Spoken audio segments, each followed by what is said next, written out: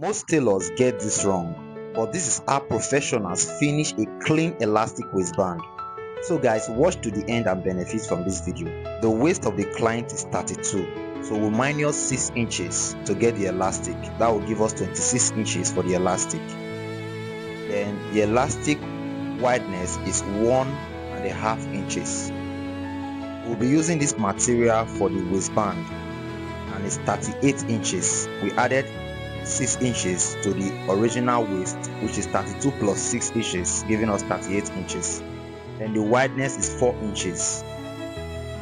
So when you put the elastic inside and cover it up, you will have ½ inch allowance for sewing. So this is what you have for sewing. So I'm just cutting out the 4 inches to trim it in equal size.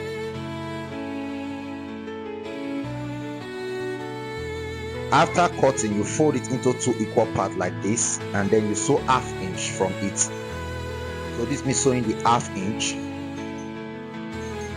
Once you are done sewing the ½ inch, you take your elastic and place it on top each other at the edge, and then you stitch it just like I'm doing in this video. Once you are done sewing the elastic, you fold the material for the waistband into 2 equal parts like this, and you turn it round. Then you put the elastic into it. So this means folding it and then placing the elastic. After putting the elastic inside, you push it to the center in order to have ½ inch at the edge that you use for sewing. Please, while sewing, be careful not to sew the elastic to the material.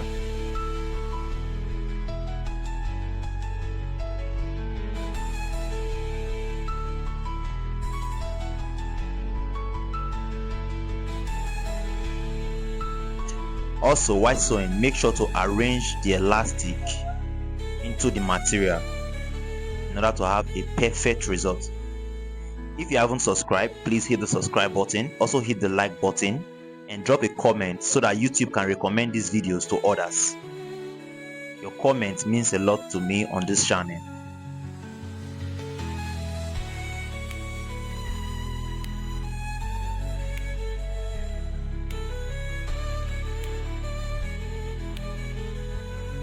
Once you are done with this stage, you are going to have this as your result, and a lot of tailors stop at this particular stage.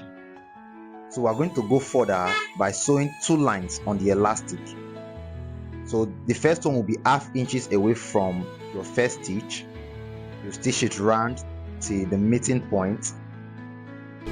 Also make sure to stretch the elastic and the material as you are sewing.